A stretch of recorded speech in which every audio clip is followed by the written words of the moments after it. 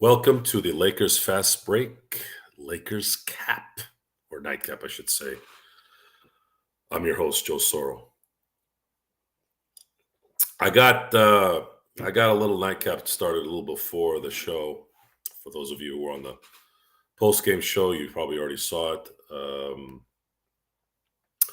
We did discuss a little bit about Portland tonight. I'm gonna go into a little bit more detail on this. Sean should be joining us here shortly. If not, of course, I'll be here solo with everyone. I'm here to answer any questions you guys have. And of course, if you guys want to venture into other things as well, I know today was a big, or I should say the last couple of days were big football days. I will get into those games as well. But going back to the basketball game tonight, the Lakers beat Portland 134-110. Felt pretty confident that the Lakers were going to end up doing something tonight. And, but, you know, and I say something as in I knew I had a pretty good feeling they were going to win. And I just didn't know for sure. You never know with the team. So I saw another team that couldn't shoot. And this happened against Oklahoma City as well as Dallas this week. Unfortunately, Brooklyn decided to bring their Steph Curry and their prime shots a couple days ago, and that ended up becoming a disaster. And really, I think that's what's bothered me is, this could have been a perfect week. They could have went 4-0 this week and had some momentum going into the Clipper game on Tuesday. But unfortunately, we weren't able to do that. But at this point, they're 22-22, and they're going to have a day here to prepare for hopefully another win against the Clippers this year, which would take them, I think, to 3-0. But the Clippers are playing well. Tonight they played Brooklyn, and I believe they ended. I think they had a 22-0 run in the fourth quarter. They scored 41 points in the fourth quarter, while Brooklyn scored 16. So they put the clamps on Brooklyn and ended up winning that game in LA and ruining any shot at the Clippers kind of starting a downward spiral before they meet the Lakers on Tuesday. But hopefully the Lakers can maybe put a damper on their little run here, and we'll talk a little bit more about that as well before the show ends. But looking at tonight's game, there were a couple things that I saw that I really liked. Number one, obviously, is D'Angelo Russell. D'Angelo Russell has been showing a very good amount of consistency, probably the most I've seen since he's been a Laker, which hasn't been that long. I don't think it's even been a year yet. I think we're there in about a month. But I liked the fact that he's finding his spots. And when you look at players who are effective in a game-by-game basis, is they know how to get to their spots. So, one of the great things about Michael Jordan, I know I keep bringing up Michael here, but it's easy to bring him up because he always did everything right, it seemed. But he always was able to get to his spots. And it's not just Michael, it's Shaq, it's Tim Duncan. Kobe Bryant, to some degree, would get to his spots, but then if he couldn't, he'd just shoot over you, make him anyways. But getting to the spots, when you're a player that's so desperately needed for your team to win, and D'Angelo is that guy, if he can be the third guy and play consistent, it would make things so much easier for the team to play well. And his ability to get to his spots and obviously hit the open shots, hit the threes, those all matter. But by getting to his spots, he now is showing the ability to have the defense at their heels. And if you can constantly keep the defense on their heels and knowing that they can't guard you when you get to your spots and you make the shots, the results that you saw tonight are what are the results. The second thing that I really, really like, and they've been doing this week, all week, is I really like their defense in the passing lanes. They just seem like they're getting their hands and tipping the balls. And not only are they tipping the balls in those passing lanes, they're getting the ball and they're going out on their runs. And there's no better way to create momentum, and there's no better way to create confidence. And it's helped Vando in that respect.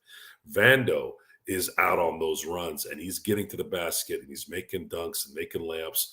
That's just paramount in terms of making sure he is a valuable player on this team. He's got to get on those easy run baskets. Otherwise, we've seen him when he tries to control the ball, bringing the ball up.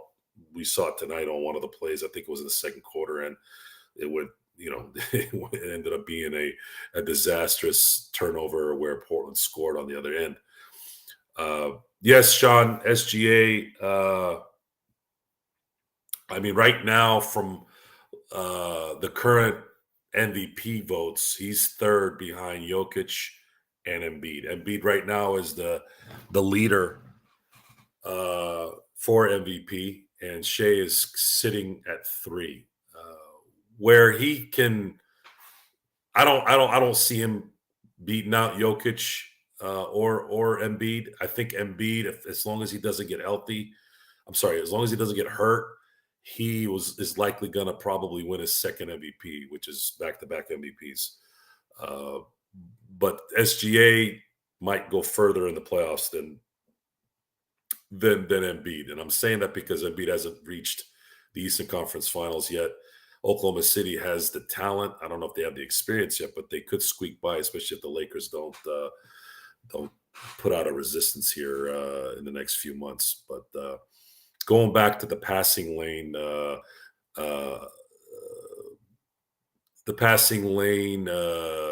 defense that the Lakers have shown here in the last week.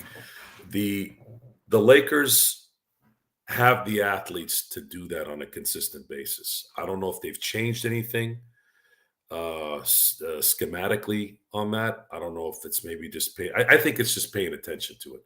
I think focus and that's something that again has been encouraging here. And I wish it meant more consistent basketball where they could go on a run here, but they're still going to need to guard the other team when they're hot, and that's something that we got to talk about here. Is can the Lakers stymie a team that's shooting well? Because when they do, or when they don't, that's when you see them crumble. The Lakers have to figure out a way to focus on stopping teams that are shooting well. And when they're shooting well whether they're open, they're shooting well whether they're being covered.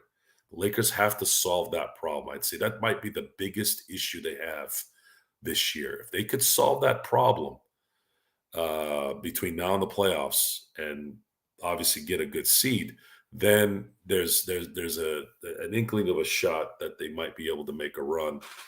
And I've already said that I don't see this team winning a championship either way, because that's probably one thing that I'm not too faithful in terms of them being able to stop. It's going to come down to desire. It's going to come down to scheme. And Darvin Ham struggles at setting up schemes to stop teams. He hasn't shown the ability to do any of that. He relies heavily on the stars to do what they need to do. And if, let's say, D'Angelo or Austin Reeves are hot, it covers the weaknesses that he has in terms of scheme. Now, another thing that I think the Lakers need to start focusing on is I saw a couple plays being run for Austin Reeves where he had wide open shots from deep. Guys, you need to run more plays for Austin Reeves. Austin Reeves, when he's open and in the flow of the offense, he's one of the few guys on the team with D'Angelo where I feel comfortable when he shoots, meaning I feel like it's going to go in. That is another thing that they need to focus on. They need to get this thing done. As far as the trade deadline, I know there's a lot of talk right now about the trade deadline and what the Lakers would go after. My instincts tell me that the Lakers probably aren't going to do anything. It's probably going to be buyout area. Maybe someone out of Charlotte with Hayward, something like that. That is as good as it could get, I would say. But buyout players, I just don't see anyone of any relevance. Anybody that's going to get bought out. I think Chris Paul, there might be some chance that he gets bought out. There's been some talk about that. I believe if Chris Paul was to get bought out, it would have to coincide with the Golden State Warriors completely hitting the wall between now and the trade deadline. I don't know if they're going to get there in 3 weeks. I don't know if it's going to be one of those things where they can see themselves being out of the playoffs by then. I think when you have Steph Curry, it's very hard for you to totally tank. They'll still be in it. They'll still have a chance to go to the play-in at the very least. But let's just say if they do, does anybody out there think that Chris Paul could help this team? Because Chris Paul usually deteriorates the longer the season goes. And the only reason why I ask it now is he broke his hand, which means he's not going to be playing here for a while. Is that like a blessing in disguise? Does that keep him fresh? And being that we need someone to back up D'Lo, since Gabe Vincent might not come back, not saying he won't come back, but it's looking like that. Does he help? Does that veteran leadership help? Does his ability to still hit a couple mid-range shots, or maybe he could guide the second unit a little bit better? Those are the questions we want to ask. Those are realistic questions, realistic scenarios that could happen, because the Levines, the Murrays, all those guys that might be available. Jeremy Grant, it's been reported that Portland is not trading him. And I believe them. There's really no point in trading him unless somebody's giving them a player better than Jeremy Grant and probably dropping 3 draft picks there. I think that's the only way, which I just don't see it. I don't see where what player would benefit at that point for Portland. Are they trying to win more games? No. So you might as well stay with what you got and go from there. Now, Brogdon is another name that's kind of come out there, and I'm just not. The Portland's going to want at least one first-round pick in that deal. I don't see the Lakers wanting to give up a first-round pick for Malcolm Brogdon, especially someone who's not reliable in terms of health. He would help as a backup. Don't get me wrong. I think there would be value there, even if you are risking a little bit of his health issues in getting him, but not enough to give Portland a first-round pick. A first-round pick would have to go to a legitimate third star. I'm talking, when you get this guy, there's going to be a flip of the switch. I'm talking Rasheed Wallace in 2004 when Detroit picked him up from Atlanta right before the deadline. You knew right away, man, that Detroit just got a player that's going to really help them. I don't know who's out there, folks. Do you guys know? I don't know anyone. I don't know anyone right now that would be considered a third star that you could get, especially in terms of the Lakers. And if you did just so happen to get someone out there that's a third star that wants to leave and somewhat demands that they want to go to LA, how much are they getting paid? What is the likelihood that third star isn't making 30 or 40 mil, which totally takes out any chance at the Lakers getting them without gutting the team? See, the Lakers cannot, in all honesty, give up Rui, Austin Reeves, and D'Angelo at this point. You don't want to make the same mistake you made when you did the Russell Westbrook trade. You can't gut your team. There is some value and some benefit if, let's say, one of them needed to be traded, but who are you going to get back? Who would you trade D'Angelo for that would be better than D'Angelo? Not only better than D'Angelo, but also cover what he does. Guy that can handle the ball, the guy that has a quick release to shoot, guy can hit mid-range. And right now he's been playing pretty good defense, not for his standards. Are you going to get a better player than what you're getting right now from D'Angelo?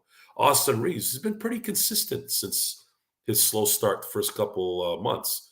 So who are you going to get that's going to cover him? Rui, maybe. There might be something out there that you could get for Rui, but it's going to probably have. Now, Sean, here's the thing.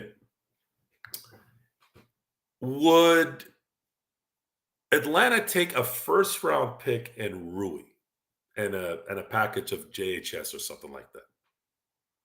If you did that, I think that might be workable.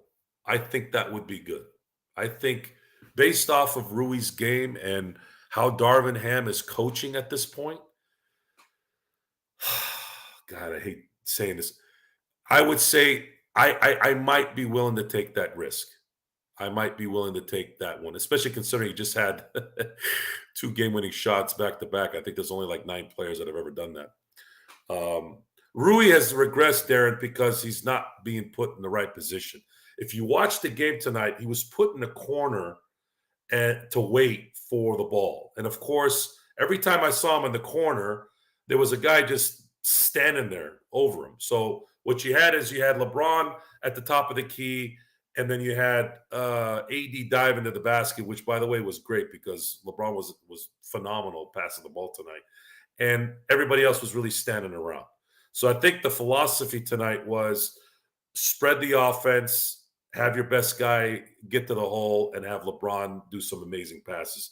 The problem with that particular offense is if LeBron isn't precise as he was tonight, that system doesn't work. If you have a better defense, you're not better defensive balance from your opponent, you're not going to get those that much spread on the offense. So, but they took advantage of it tonight, as you should, and that was the result. And the problem with that was Rui is not a stand behind the 3-point guy and try and make a shot. That's not his game. His game needs to be movement. His game needs to get him in his spots. Just like D'Angelo, how he's been getting to his spots, you need to devise a plan, a system to where you can put Rui in his best spots, either close to the rim, getting him to the rim, slashing to the rim, or at least getting him a shot at mid-range where he shoots really, really well. Now, if you want to get him to shoot threes, you're going to have to do what you did with Austin tonight and really get him space to where you get him within rhythm. And then you saw a couple of really good 3-point shots from Austin tonight. It's the same with Rui, but unfortunately, Darvin Ham has not been able to get any kind of system where he can interchange certain players and just stick with what they're good at. And that's just not, again, that's something that either needs to get figured out or might not get figured out. Other than that, that's kind of where I'm at with the Portland game. We got the Clippers on Tuesday. And the Clippers have been playing very, very, very good basketball here the last few weeks. But I do remember the last time we beat the Clippers, they were playing well at that time as well. So the question now is, what is the plan, the game plan against the Clippers? What are you going to do? Are you going to play one-on-one? Are you going to keep switching? We saw a lot of that tonight. The reason why it worked out is because Portland couldn't shoot. But will the Lakers ever just stick to man-to-man? Well, the question there is, are you going to be able to use D'Angelo and Austin Reeves one-on-one? Probably not. Probably not against guys like Harden and Paul George. But what is your other choice? We can't. And Paul George, by the way, can make shots. At least the last time they played the Clippers, he made shots with guys in his face, guys without it in his face. Harden didn't have such a good game, so but if and they closed off the lane pretty well for him. He didn't really get to the basket, and that was obviously Harden's game for his MVP years. If he didn't shoot the ball well, he'd get to the basket and get the fouls calls for himself. I don't know how that's going to play out with him. He seems to be on the downside of things, but he's still playing pretty well. Russell Westbrook, not really too worried about him. And then, of course, the last time we played the Clippers, Kawhi Leonard was on a minute restriction, and he was struggling. He was struggling to cover LeBron in that game. I'm gonna. God, it doesn't matter what happens on Tuesday. We cannot we cannot assume anything after Tuesday, regardless if it's a loss or a win. So the only thing I can think of, the only thing that I really want is from a game to game standpoint, the fact that it's the Clippers. The Lakers are 2-0 against the Clippers this year. I'd like them to go 3-0 against them and hopefully eventually 4-0. So that's how I'm looking at this game, because the following game is 2 days after Tuesday's game is going to be Chicago before their Grammy trip, their road trip. I prefer to finish this road, or I should say this homestand, and even though it's a Clipper home game, it's still the home game. They can win Tuesday and win Thursday, then they give themselves at least a boost going on the road and seeing if they can maybe build some camaraderie here in the next week and a half or two and make a run. Am I being too positive? Am I changing my ways? I don't know. I don't know, guys. It's kind of getting late already. I got my little nightcap, got a little buzz going. Darren, I'm not a big fan of putting Reddish and Vando in at the same time. There's too many negatives on the offensive end there. Unless they were running the fast break with LeBron in the middle and Vando and Reddish on the sides with AD trailing. That lineup might have worked with the 2020 team maybe a little bit, but I don't know if LeBron's going to be the guy that's going to be able to run nonstop for the rest of the year. But they have reaped the benefits of being a fast break offense here the last few weeks or last week, because it's easy baskets and the other team can't get set on defense, and the Lakers just happen to be making their layups. They're not pushing the ball out, getting to the paint anymore. That was very, very, very, very good in terms of just get the basket, get the two, stop dropping back and shooting threes on fast breaks. Those come in handy every now and then when they go in, but I prefer just get the easy two and go from there. Now, if you do that and then allow the three on the other side, then obviously that becomes a moot point. I saw that happen at least once tonight. When a team is shooting well against you, you gotta be a little bit more diligent on that and get back on defense. The NBA is so different than what it used to be. It's just amazing. You could do all the right things, right? Let's say you have two fast break opportunities and you make both baskets and you got 4 points in that sequence. The other team can come back on back-to-back plays, shoot two threes, and they actually are up 2 points against you in that, let's say, 45 to 60-second window. So that's why you see the NBA being so three-point happy, because the percentages say that it's better to get that extra point when it can go in. It's better to take that chance. Just like tonight with Buffalo on certain occasions, they couldn't get it at the end. The 4 down, actually, Detroit was really good at it too. Detroit was really good this year in fourth down. But the Bills, when they made the fourth down plays, the percentages said that they have a good shot at making it. And they made a mistake towards the end. Of course, hindsight's 2020. They made a mistake towards the end. They should have went for it on fourth down instead of kicking a field goal in that weather, even though Bass is, used to that weather in Buffalo. There's nothing that you can get used to in a game like that. A lot of times, a lot of these kickers shrink in those moments, and Tyler did at that point. And unfortunately, it had to beat Kansas City, and they ended up closing it. But the mentality of the game, man, the mentality, the focus, the pressure, right? The pressure is the biggest thing. And right now, the Lakers are 22-22. So their pressure is, are they going to get out of mediocrity? What do you guys think? You're right, Kurt. You're right. Bills, Josh Allen, man, you cannot say that guy hasn't balled in all the losses. He can hang his hat on that at the very least. He wasn't one of those guys that's not playing well in these losses. and it's heartbreaking. But you got to keep at it. He's still got probably 8, 10 years left in him, even though he is a physical quarterback and he does run a lot. But seems to be kind of like a Ben Roethlisberger type in terms of size. He could probably take a little bit more abuse than, let's say, Lamar Jackson. So I'm cheering for Josh Allen. I was actually cheering for the Bills to win tonight, even though I love Patrick Mahomes, just because I think when you see someone that plays that hard and and loses even when he plays great, you have to admire that. Sunday, I can't do that, unfortunately. I can't do that. I don't know. I don't know if you can really pick one that's better than the other. It's Kelsey and Gronk are like Ed Reed and Troy Polamalu.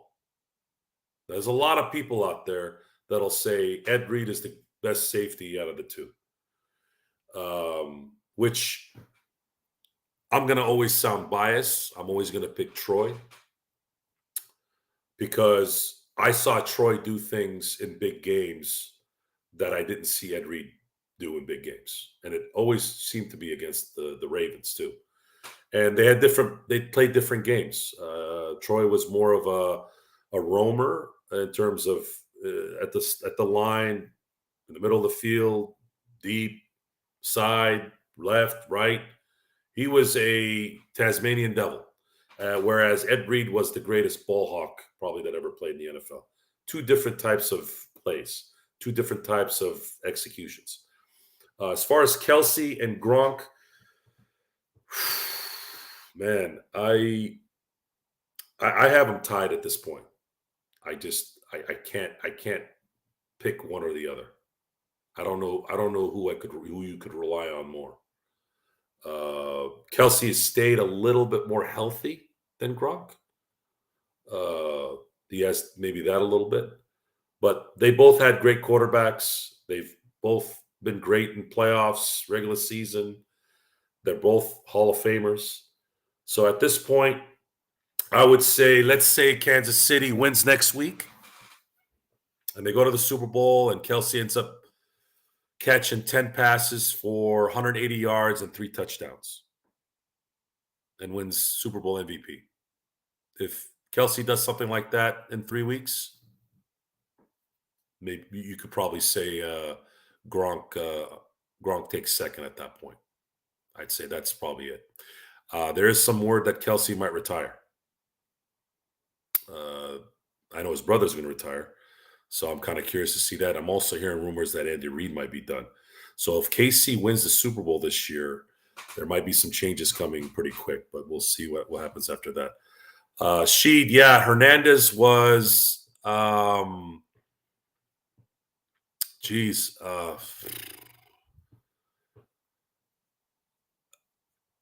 Hernandez would have been a Hall of Famer too. He was ridiculously good. I mean, pretty much a clone of Kelsey if you want to look at physiques and execution. Maybe a little bit better athlete, actually. He could run. He could actually get the ball and run, and phenomenal. It's just too bad that he had to go the way he went. He would have definitely been one of the greats. Ed Reed, only one who has going to be better than. Sean Taylor was great.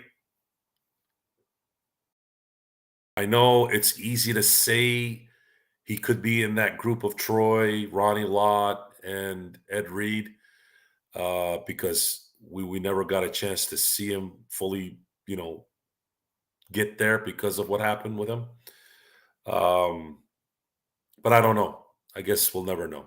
He had the potential to be that guy, but we'll never know. At this point, when I think of safeties, I think of Ronnie Lott. I think of Brian Dawkins to a degree, Ed Reed, and Troy Polamalu. Those are the 4 guys that I actually watched play and know that they were good. Steve Outwater was a really good one too. Dennis Smith was really good back in the 90s. But honestly, I still, Bob Sanders was really, really good. Health kind of kept him away from being in that group with Ed Reed and Troy. But honestly, guys, I've never seen anybody play safety as well as Ed Reed and Troy Polamalu. I never have. Troy Polamalu to me is the Barry Sanders of safeties.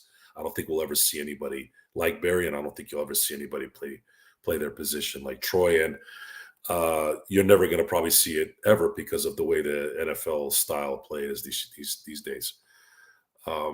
Gronk was supposed to be a football savant. Would see it. So Gronk doesn't get enough credit for being a football genius.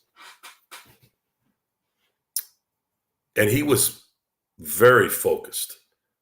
I think his extracurricular activities tended to give that aura of kind of like the typical kind of football donk. It's so far from the truth that it's comical. Gronk was extremely bright, is extremely bright, knew things just as much as Tom Brady did, and just had a career that you could say could be the number one spot. You could say you have an argument that he's the greatest tight end that's ever played, and Kelsey being one or two as well. So Gronk, much credit to Gronk. He took a lot of abuse too, man. A guy that big, a guy catching those balls in the middle of the field, man. I'm surprised he played as long as he did, to be honest with you. John Lynch was good, Sean. I actually did think of his name as I was naming off everybody. He was he was kind of like a level maybe below Ronnie Lott. He just messed you up when you got into the middle of that field. So John Lynch is a good one, absolutely. Thanks, Sheet, for the super chat. Let me know if you have any other questions that you want answered. We do appreciate the super chats here. As far as the games in general, Darren Woodson is they're starting to get some campaigning here for him to get into the Hall of Fame. I don't know when that'll happen. I like to think that if you've been on the ballot for more than 5 years, I don't think you should be in the Hall of Fame. But I'm pretty harsh when it comes to the Hall of Fame. I like to look at it as, hey, look, if you have to ask the question if somebody's a Hall of Famer, then they're not a Hall of Famer. Darren Woodson might fall into that little trap where there's so many players from that particular Dallas Cowboy team that made the Hall of Fame, and the value of that particular player tends to kind of dwindle. I know L.C. Greenwood on the Steelers from the 70s, a lot of people say he should be in the Hall of Fame, but because Joe Green and Dwight White and Ernie Holmes were on that line with him, and then you had Jack Ham and Jack Lambert, and you had Donnie Shell and Mel Blount. You had basically 60% of your defense in that era make the Hall of Fame. I think a lot of people put a negative on that for anybody else by saying, well, look, you were with all these other guys. I don't know if necessarily you would have been as great as you were without these guys. So again, I bet you if Darren Woodson worked for the NFL Network, he probably would have got in by now. Because I think guys like Jimmy Johnson, guys like Bill Cowher, I know Jimmy Johnson had an amazing run of back-to-back titles. And I know, obviously, me being a Steeler fan, Bill Cowher had a phenomenal 15 years as a coach, won 10-plus games every year on the average, won a Super Bowl, went to 2 Super Bowls. But I don't think they did enough. Tony Dungy went into the Hall of Fame as well. I don't believe Jimmy Johnson, Bill Cowher, and Tony Dungy are Hall of Fame coaches. I don't think they did enough to be Hall of Fame coaches. But that's just me. Hall of Fame has become political. Everything's political. Everything's political to a degree. But I think what happened, Sheed, was the way media has changed now, the way marketing has changed now, it's become a business. And if when you find out what entails the Hall of Fame process, so when Bill Cowher made the Hall of Fame, or let's say Ed Reed or Troy Polamalu, the the organizations that they represent pay for that. They pay to get everybody over there. That's how it works, because it's a marketing thing. And then those who are in the limelight, guys like Kurt Warner. Kurt Warner is another player that made the Hall of Fame, I believe, based off of his TV work. And I know people think I'm nuts when I say this, but Kurt Warner, to me, again, he had three phenomenal Super Bowls. He won one, lost the other, lost two, but played great in them. I don't believe he played enough to warrant a Hall of Fame career. But that's just me. Again, you can't ask the question. You either are or you're not. And you had brought up T.O. Guys like T.O., guys like Michael Irvin. Those guys had off the field stuff go on, especially Michael Irvin involving the law.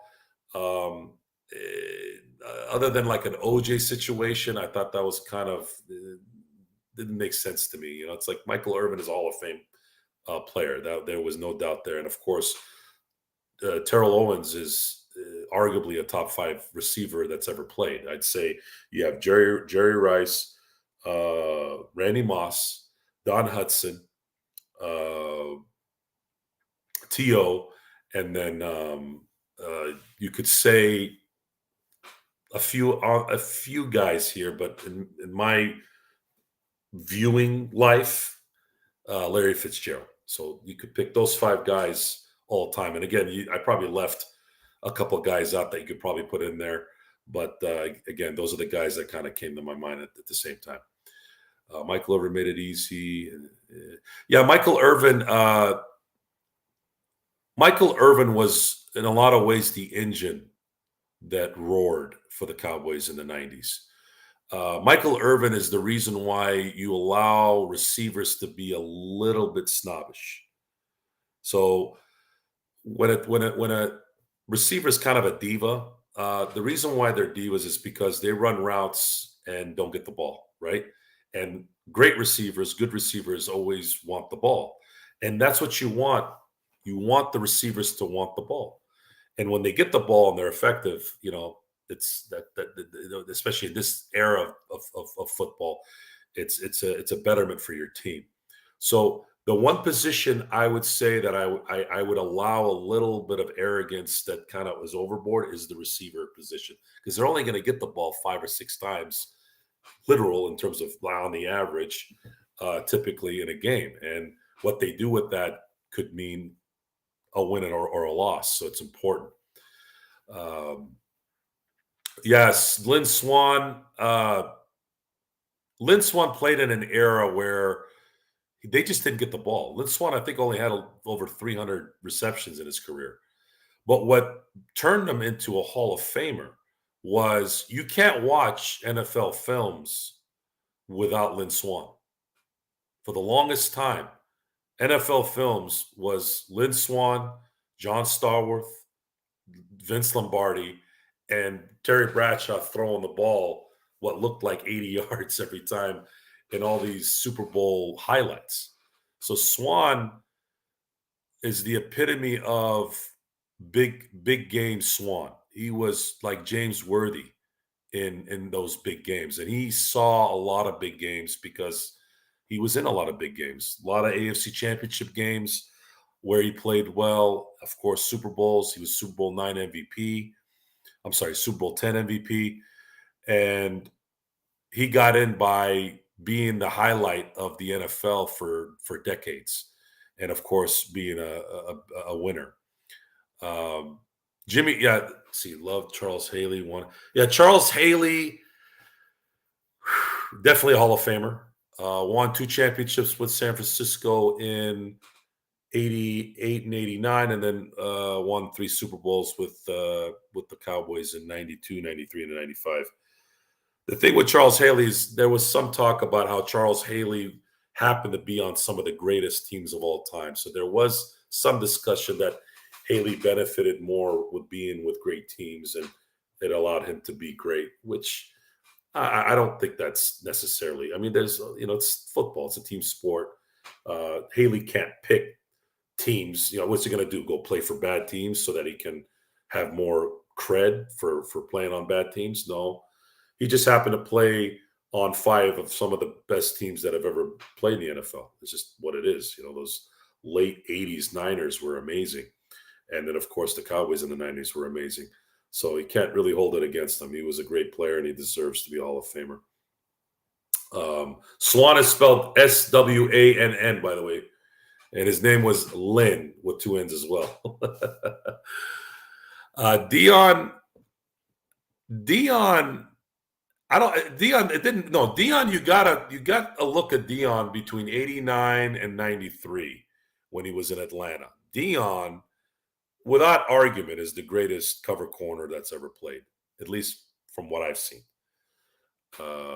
I saw Darrell Green play. Darrell Green was a freak, very underrated. If he was more boisterous, probably would have been known more, but he was one of those guys that was very nice man, very unassuming, but a lightning. I mean, guy was he was extremely fast. I think he was still running a 4.340 in his 40s, and played 20 years, by the way, for the Redskins at the time. But Dion doesn't get enough credit for being a phenomenal athlete, because this guy played baseball in the majors and could hit a baseball, on top of the fact that he was one of the best football players in his era. The guy was amazing. And watching him play in a World Series and in an NFL game in the same day, we're never going to see that again. And I'm glad that I was alive to see a feat like that. I'm glad I was able to see Bo Jackson play in an all-star game in baseball and then make a Pro Bowl in football, playing half the season. Those things never, we're never going to see those things again, unfortunately. And I'm glad we were able to see it twice. Brian Jordan was another guy that played baseball and football. And I think he made a mistake, not probably health-wise. I think he made the right call health-wise, but he decided to choose baseball over football, although I thought he was a better safety than he was a baseball player. But that's that. Yes, Revis. People know Revis is good, guys. People know Revis is good. Darrell Revis was a shutdown corner right around that time when the passing game was starting to become really, really pushed by the NFL. And he was phenomenal. If he had played he did play for the Patriots one year where he won. But had he not played for the Jets, played, let's say, with the Steelers around when he was in his prime, which, by the way, there was some talk that they were going to pick him up in the draft the year he was drafted in, I believe it was 07. They were looking after him. I think the Jets picked him in front of the Steelers before they could. But if he had played for like the Patriots in his prime, or the Steelers, or the Colts, I think there would have been a bigger. He would have been known more for how phenomenal he was. Yeah, Bo Jackson was a freak. But if he had, I'm glad he came when he did come back then, because no one would have believed he was natural in these days. These days, the second you see anybody that has any kind of definition, it's automatic. Oh, this guy's on the juice. And we would have never been able to appreciate who he was. Would have been always somebody out there, the flat earthers. I call them flat earthers. That would have said, nah, he's using something, he's lying, blah, blah, blah. Thanks, Darren, for the super chat. Joe, your top 5 football defensive teams ever. Are you talking about in a season or in an era?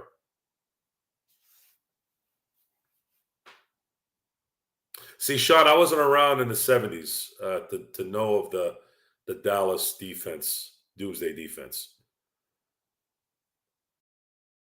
In season, do they have to win the Super Bowl to be in the top 5 that year?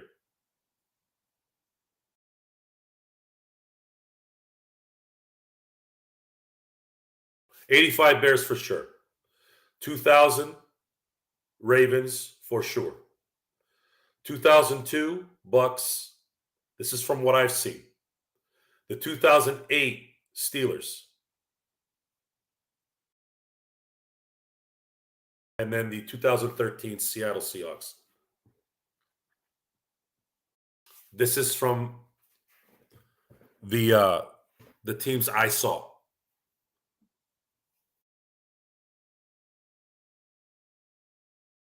You don't think so, Darren? Bears, 85 Bears, the Ravens in 2000, the Bucks 2002, the Steelers of 08, and the Seattle 13. And the Legion of Boom would have been even higher on the list had Pete Carroll just given the damn ball to Marshawn Lynch in 2014.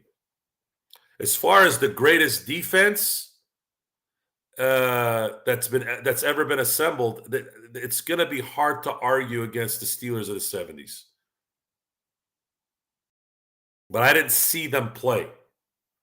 I didn't see that team play. I didn't see the Doomsday Dallas team or the no-name defense of Miami. I did see the Bears. I was young in '85, but I remember those teams in '85. The '86 Giants team was pretty good too. So were the '90s Giants. But as far as like running game for that whole season, man, it's hard to argue. '85 Bears, the Ravens in 2000, the Bucks in 2002, the Steelers in 08, and then the Legion of Boom in 2013. I'd say that's my top 5 pick from what I saw. The Purple People Eaters. They had some, Carl Eller and Jim Marshall and those guys. Unfortunately, it gets dampered. It gets dampered because they didn't win a Super Bowl. Now, I was told from people who watched the Steelers in the 70s that the 76 defense, and there's been documentaries on NFL Films about it, and Jack Lambert had talked about it. The 76 Steeler team was the best defense out of all their defenses. And some said that was their best team.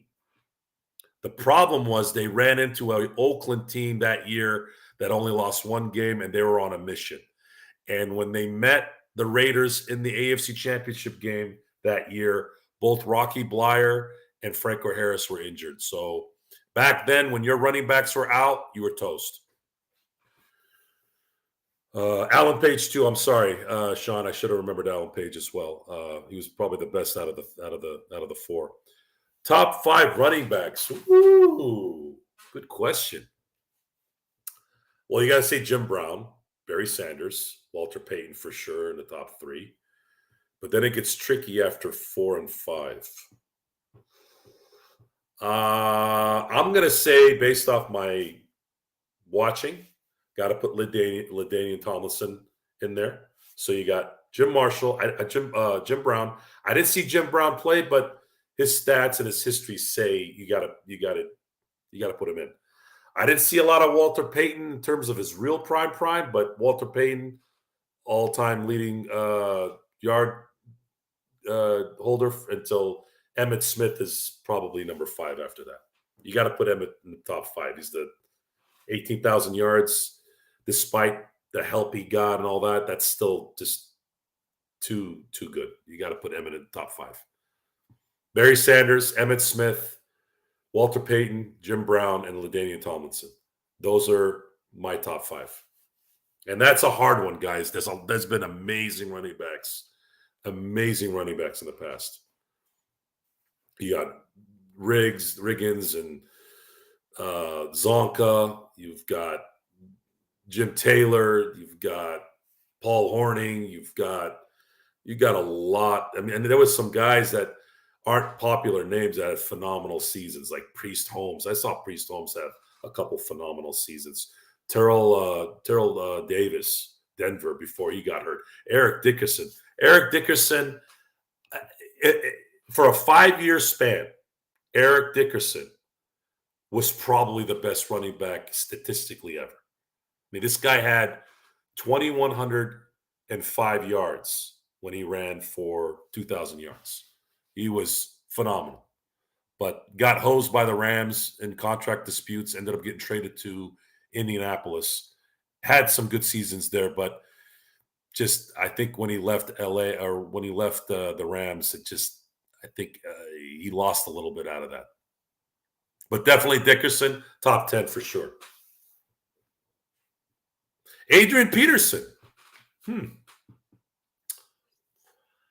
Wow. I totally forgot about Adrian Peterson. Adrian has a argument in the top 5, but there's so many you can't. It's difficult for me. I saw Ladanian do things for an 8-year span that were just he could catch out of the backfield. He could be a receiver. He could obviously run all day. To me, he's probably the best running back of my generation of the last 20 years. I think he's number 1, and you could put Adrian number 2. Then before then, of course, Barry, Emmett, Walter Payton, and Jim Brown. And I don't think anybody's going to argue against that. Really, you could argue the 5th guy, whoever that is, but you can't argue Jim Brown, Barry Sanders, Emmett Smith, and Walter Payton. I think if you ask anyone that knows anything about football, those 4 are going to be those 4. Marshall Faulk was great too, Sheed. Marshall Faulk was great too. Marshall Faulk was a better version of Roger Craig. He could get you 1,000 yards rushing, 1,000 yards receiving, which, by the way, Roger Craig is another guy that kind of went away. And if he had done more TV, he probably would have been in the Hall of Fame by now. But he's another guy that a lot of people talk about being a Hall of Famer. It's just too many, guys. It's just too many. There's too many. Let's see. What else we got? We kind of turned this into a football show tonight. Ricky Waters. Ricky Waters was really good. The problem with Ricky was his mouth. When he had a game where he had developed alligator arms. Of course, in the 90s, they didn't have all these rules. If you ran in the middle, you were decapitated if a safety wanted to take you out. He had alligator arms, and of course, when he got interviewed after the game, his famous quote was, "For who? For what?" Which, by the way, that wasn't original. No one talks about this, but if anybody's seen the movie Speed, anybody here seen the movie Speed with Keanu Reeves?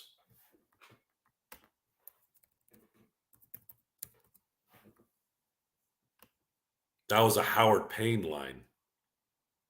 There's a scene in there where he says, "For who? For what?" I think he got it from that, but no one ever called him on it. But you know what? Again, the guy scored 3 touchdowns in a Super Bowl. The guy got 1,000 yards. He had a really, really good career. So a lot of guys don't get a chance to do what he did, and he did it. You watch too much sports to watch movies. Well, these days, movies have absolutely tanked. And I'm not just saying that because everything is crap these days. I mean, the some of the crap that they're making these days, even network television, geez, network television is trash. It's like a rehash of a rehash. Everything's a cop show or a fireman show or some kind of hospital show. Like, they cannot think of anything original. And then, of course, I think one of the things that they've lost in Hollywood is they've lost the fact that people want to see movie stars. People want to see TV stars. They don't want to see anyone and anyone become an actor. They want to see people that actually you want them to go and watch them perform. But instead, they just put people out there to fill a sheet out, until you realize that this is a performance-based business. You can't just go put somebody up. It's like stand-up comedy. Like, are you going to put somebody up on stage who's not funny? No. If they're not laughing, then how are you going to get paid? So if you force somebody into a show or a movie because you need to fill out a sheet, the audience, what if they suck? No one's going to want to watch anybody that sucks. It's just what it is. Ideas, there's plenty of ideas out there, guys. You have any idea how good writers are out there? The problem is no one's taking any chances. Plus, there's just bad blood right now in that industry. The movie stars that were there or the actors that were there have diluted the enthusiasm so much to the public. The public doesn't want to support them, even if they were doing good material. Yeah, I saw the Cat Williams interview. I felt very similar to I felt like Ice Cube did. They had interviewed Ice Cube, I think, the day after he did the interview with Shannon Sharp, and there were some things that were warranted and I believe checked out. But then I think he kind of went overboard on some of the other stuff. I think there's certain guys that he went after. I think calling out Kevin Hart was kind of messed up, and it's sad because these guys are trying to have a career, and not everything is the same thing. I do understand that there's some things he obviously knows that I don't know, and but at the end of the day, guys, these guys are performing. It's an act, they're trying to act, and most people who know anything about that industry know that it's not as glamorous as you think it is behind the scenes. They just you see the parties and you see the cars and all that. Dude, a lot of that is fluff. A lot of that is marketing. A lot of these guys don't even make money in a lot of these films that they do. Heck, Josh Brolin talked about recently how he was broke when he did No Country for Old Men. He didn't make money until he did American Gangster. And I'm sitting here going, Josh Brolin had been acting since the Goonies, since like the 80s. You're telling me for 20 years this guy was acting and and he was broke? A lot of these guys don't get paid what you think they do. They got to struggle. They got to, they got agents they got to pay, publicists, PR. And I know that, it's kind of cry me a river, but a lot of these people don't make the money you think they make. They're kind of like NFL players. They got to get what they can get. Their careers might not last long, except for the quarterbacks, except for the real movie stars like Brad Pitt, George Clooney, Leonardo DiCaprio. Like if you're not in that, group, you're not gonna get the 10 and 12 and $20 million paydays. So it would be some exaggerating in the interview. Yeah, it's again, I felt very similar to how Ice Cube had responded to Cat. There were a lot of things that Cat said that is true. The industry does whore you out. They try to whore you out as best they can. And a lot of the discussions, and this is discussions that have been discussed in terms of like wearing dresses, right? So there's two ways to look at that. I do agree that I think they try to put people in dresses too much, but what it also could come from too sometimes is the fact that it's a copycat business. So when they see Eddie Murphy and Martin Lawrence dressing up as the Clumps or Big Mama, and then, of course, they see Tyler Perry create his own entity as Medea. They're trying to tail into that. All right, let's just go put the next guy in a dress and let's try to make that money too. But then it can be looked on as, why do you keep wanting to put people in dresses, right? And Kat talked about that. Why do you keep putting this other things that I don't want to be in? Like, can you just kind of shift that out a little bit? I don't like doing that. I don't feel comfortable doing it. And then, of course, when that actor's like doesn't want to do it, they'll go to the secondary guy because they want to go off of what they want to make. And then that's when things kind of go the wrong way. And then, of course, why is this person getting paid X amount of dollars versus this guy? Well, folks, life is, people are coming to watch Brad Pitt. I'm sorry. You might have had a better performance in the movie, but people are paying that money for that guy, or Julia Roberts back in Aaron Brockovich days, or uh, let's say Angelina Jolie when she was making Salt. Like, there's a market. There is a superstar movie star market that will some of these guys get to where they get paid that kind of stuff. You have to understand that. I thought Silver was gone. Be the next Dana White. Are you talking about Adam Silver Sunday? And you're right, Sheed. The strike was warranted because they were taking advantage of their likeness and they needed to figure that out. That's not fair. That I'll always be on board with the talent on that. The fact that they want to use your likeness in perpetuity, that's what are you nuts? What kind of what gall?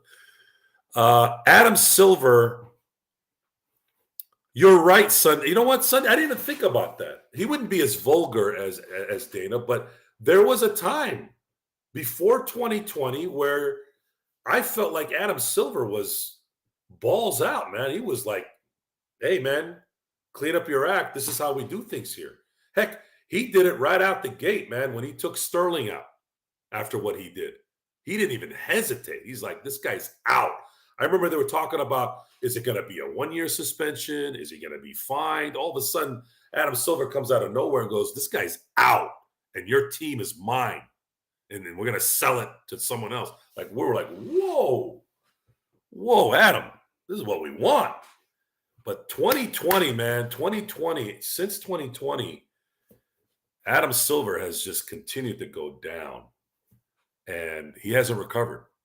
I really like Adam Silver. I actually do. I thought he was the best commissioner for a while, but he has been really messing some stuff up here with how he handled things in 2020 during the pandemic. And you can sympathize with him on that because he was kind of caught between all the social stuff and dealing with the country doing what it was doing. So you kind of sort of understood at the time that he had to deal with it. But the problem was he didn't get out of it.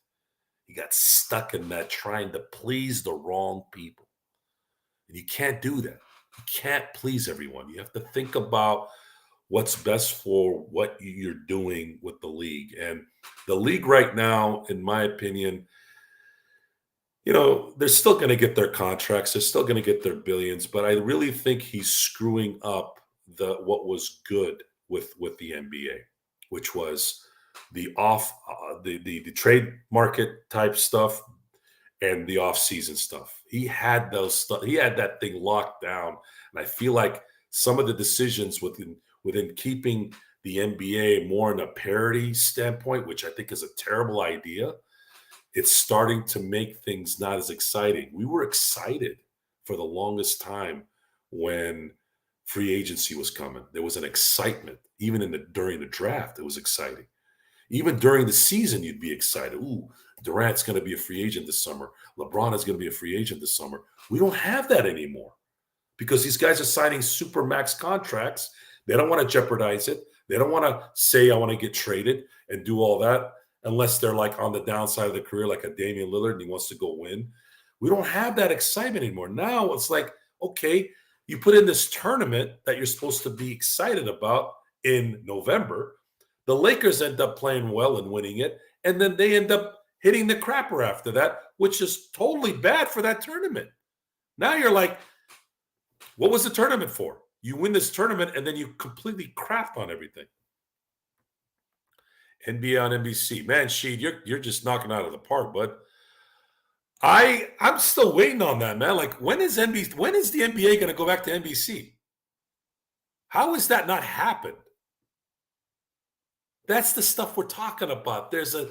Get back to the nostalgia, get back to the anticipation part that was exciting about the NBA. We're not getting that. And it's gonna get worse. The second Steph Curry and LeBron are gone here in a couple years, who's gonna be the face of the NBA? It's not gonna be Jokic. Joel Embiid is getting old. He might be gone in a few years because he's had injury issues in his career, right? Jokic isn't going to be your face. Jamal Murray isn't going to be your face. Jalen Brunson isn't going to be the face. Jimmy Butler isn't going to be the face. Who's going to be the face? Victor Wembanyama? Scoot Henderson? I mean, don't get me wrong. Victor has all the makings of a guy that's going to be a star, but is some tall French guy going to be the face? And I say that not because he's French. It's because the United States is where the NBA is. And the NBA hasn't really embraced Giannis. And he's the perfect guy to embrace, right? Small market guy, excuse me, nice guy, cares about family, cares about loyalty and all that stuff. And there isn't really he isn't that LeBron, Steph Curry guy. He doesn't look like he's ever going to get there. So what do they do? John Morant definitely is not going to be that guy. So now what? What are you going to do? What is the NBA going to do? You had a good thing going when you had the ability to market the fact that you had certain players that were going to go to maybe the Lakers, maybe the Knicks, a big market team, maybe Miami, right? But now you took that away. Are we supposed to maybe hope for Jason Tatum, Jaylen Brown to be those guys? Those, all due respect to Jason Tatum, he's not that guy either. Jaylen Brown, not that guy either. So Adam has a lot. And in terms of him comparing with Dana White, the UFC is suffering from that right now. There isn't like John Jones is on his way out, right? John Jones screwed everything up. He could have been the face of the UFC the last 5 years, but he was too busy smoking blow and getting caught doing steroids, right? So what and then of course Conor McGregor was kind of overrated. Khabib, it just wasn't enough. There is no star. There is no transcendent star in the UFC. There's no transcendent star on the horizon right now in the NBA. So how is Adam Silver going to figure that out? And he's not doing himself a good service. If he wants parity in the NBA, people don't care about parity in the NBA. They care about it in maybe in football because the team is ahead of any player, except with a couple guys, right? Like Mahomes and guys like Rodgers when he was doing his thing. But really, it's the team. Like it's always been the team with the quarterback. After that, that's it. Right? It's everybody has a chance in the NFL because that's how it's structured. It's 22 guys instead of 5 that are in the game that are playing. So I don't know. I don't know where Adam Silver is going to go here. It's going to be that's going to be the question. It's going to be the question is, will the NBA figure out something to kind of make it interesting again? And I don't think this tournament crap's going to work. And I think the play-in is. Again, the Lakers have benefited from it, but I still think it's a waste of time. I think it's too many games, too many gimmicky type stuff. I think he needs to figure out how he wants to market this thing to where people are interested. And more often than not, they want the movie star, folks. The movie stars like LeBron and Steph. So the NBA, UFC, Hollywood to some degree, they kind of all run in the same area. Kind of running all the same area. The baseball, hilariously enough, baseball for a while there was starless. Like you didn't have the Barry Bonds and the Roger Clemens and the Mark McGuires and the stars that made it when I was growing up, right in the 90s. You didn't have those guys, the Derek Jeters and Alex Rodriguez. It was for a while there. You're just like, who's the guy? Who's like the face of baseball?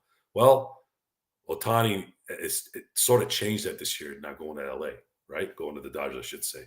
So there's some juice a little bit now. Now people are going to be watching the Dodgers to see if Ohtani is going to be the guy to finally start winning. Here's the modern day Babe Ruth.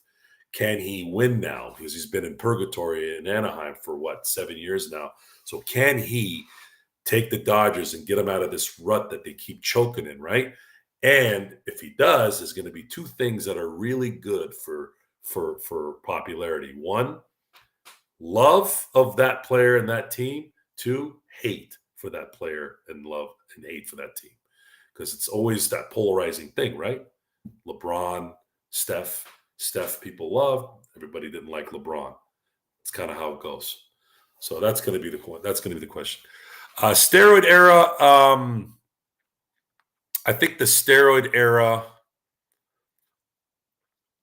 What it did was it it it brought back the kid in a lot of adults. You had this. There's something about the home run that there's no play in any sport that can beat a home run. Not a soccer goal, not a touchdown in football, not a three-pointer in basketball, not a block. There's something about the home run that'll always be more special than any play in sports. It's just what it is. And it just so happened to be that you had two guys at that time in Mark McGwire and Sammy Sosa that had this home run derby in real games changed the perception of baseball at that time when it was really in the gutter. 94 strike. And the reason why there was so much hate, at least from my perspective, the reason why there was so much hate from that season going on strike is at that time you had Matt Williams, who I believe was at 46 home runs into August. And at that time, the whole Roger Maris record was there would always be a tease every now and then, Cecil Fielder and George Foster back in the day. And then you saw it kind of start to go back to normal around August when it started to get the dog days of the baseball. So Matt Williams at the time, I think, had 46 home runs into August. And he would have needed, 16 home runs the rest of the way to break Roger Maris's 61 home run record. Another stat was that I think about at that time was Tony Gwynn. Tony Gwynn was batting .394 right before the strike. .394. Could we have seen a 400 hitter at that time?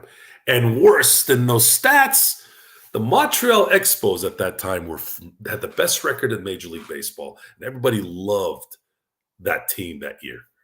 And they got botched. They got the crap end of the stick. They didn't ever get a chance to go all the way that year. That was after Toronto had won back-to-back World Series. So Canada was in this meteoric rise and being the country for baseball, right? But we never got a chance to see Felipe Alou and that Montreal Expo team possibly win a championship that year. So there was a lot of disappointment. There was a lot of anger. And at that time, we cared about baseball a lot more than we probably care about baseball now, at least when I was a kid. It was important. But baseball stats, baseball cards were all really big at that time. And then, of course, 1998, you had Mark McGwire and Sammy Sosa do his thing. And then, of course, Barry Bonds decided, you know what? I'm a 3-time MVP. I can't let these scrubs outclass me. And we saw what Barry Bonds did the next 6 years.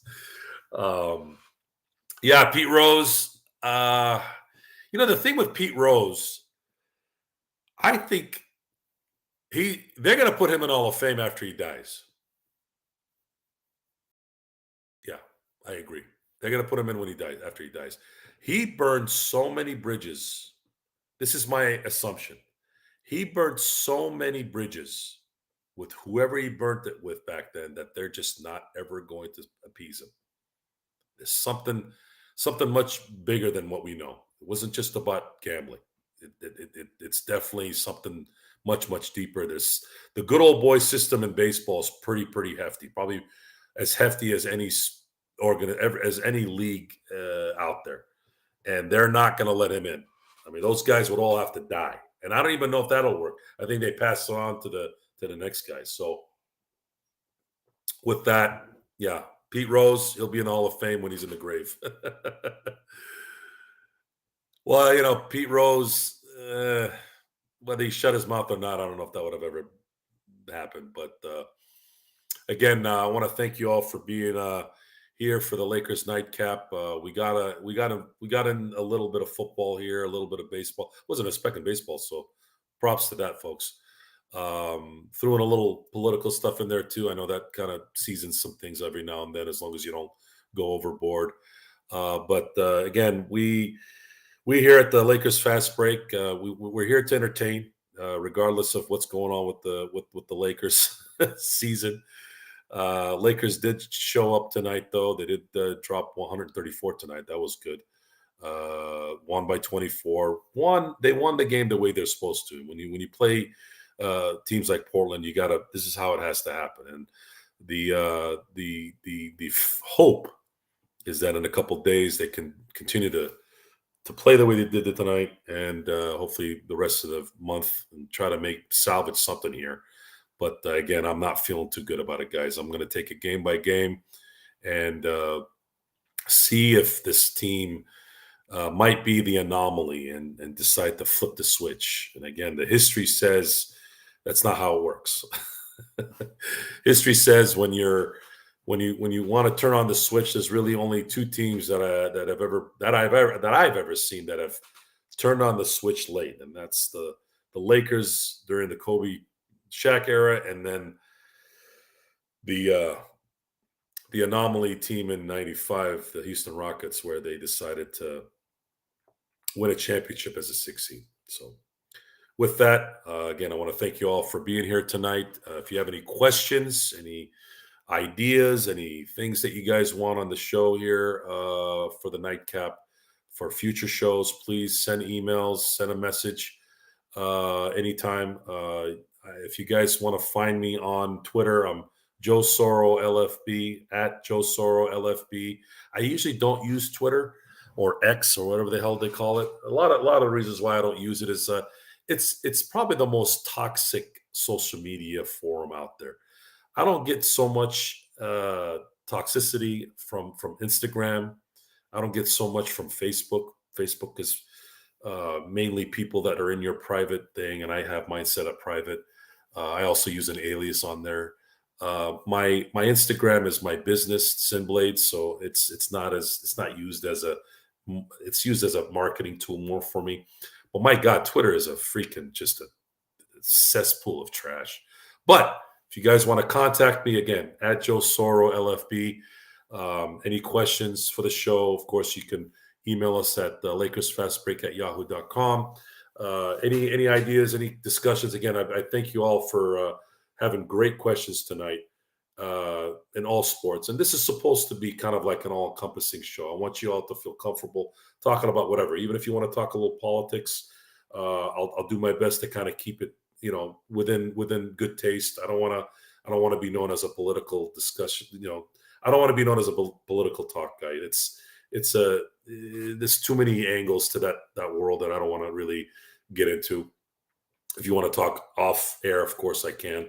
But I want to stick to sports, obviously stick to the Lakers, have a few drinks. I just had another, good Hennessy, kind of nightcap to kind of tone down the evening, with a good win. And with that, I want to thank you all for being here tonight, and have a great evening, and we'll see you in a couple days. Thank you.